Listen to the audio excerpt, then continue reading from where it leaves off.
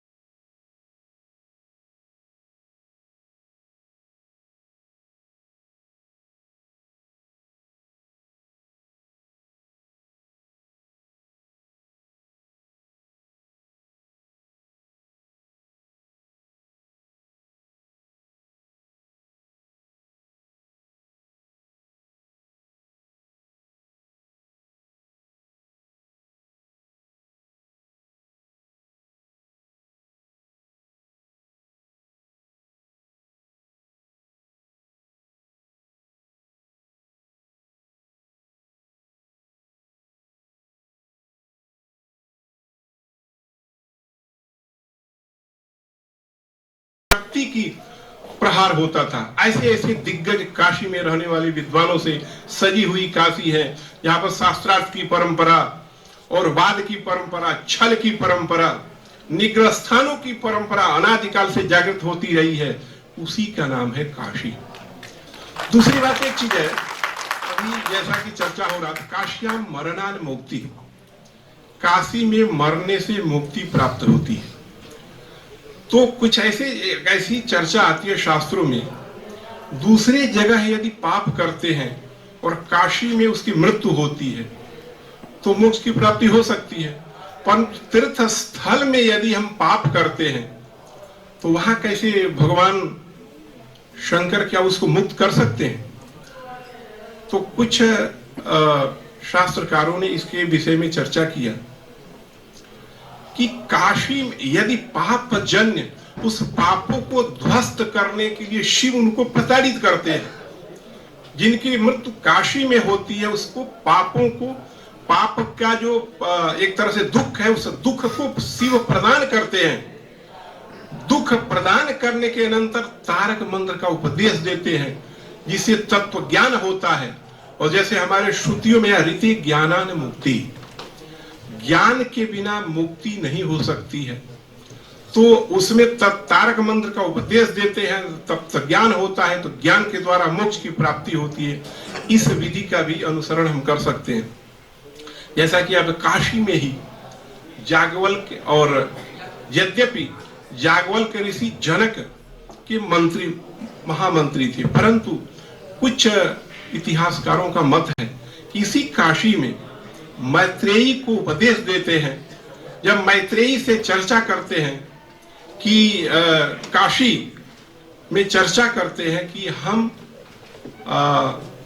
अपने धन का विभाजन करके मैं जाना चाहता हूं तपस्या करने काशी में, तो उस समय मैत्रेयी कहती है कि हमें कुछ नहीं चाहिए, हमें ब्रह्म ज्ञान चाहिए। मेरा क्या स्वरूप है, मैं कौन हूं, मैं कहां हूं, ये मैं जानना चाहता हूं। तो वो कहते हैं, अरे मैत्री आत्मा वा अरे द्रष्टव्य श्रोतव्य मंतव्य निधिध्यासितव्यश्च, आत्मा का साक्षात्कार करना चाहिए। श्रोतव्य श्रुति वाक्येभ्यः मंतव्यश्चोपपत्तिभिः मत्वा च सततम ध्येयम इति दर्शन हेतवः। उपनिषदों में आत्म विषय की जो श्रुति है उनका श्रवण करना चाहिए, पुनः मनन करना चाहिए, पुनः निधिध्यासन करना चाहिए। उसके अनंतर साक्षात्कार, आत्मा का साक्षात्कार होता है। वह कहाँ है? इसी काशी में इस तरह की अनादिकाल से इस तरह की परंपरा आई है, तत्व ज्ञान की परंपरा जागृत हुई है। तो काशी और विश्वनाथ का अन्य आश्रय संबंध होने के कारण अनादिकाल से मोक्ष को प्रदान करने वाली काशी, यदि देखा जाए तो तारक मंत्र के द्वारा मोक्ष को प्रदान कर, शिव के तारक मंत्र के द्वारा मोक्ष को प्रदान करने वाली काशी है। दूसरे रूप में यदि देखा जाए तो शास्त्र की चर्चा करते हुए तत्व ज्ञान प्राप्त करने के अनंतर मोक्ष को प्रदान करने वाली काशी है। इस तरह से काशी और काशी जो काशी विश्वनाथ का अनुनाश्रय संबंध हम स्थापित कर सकते हैं।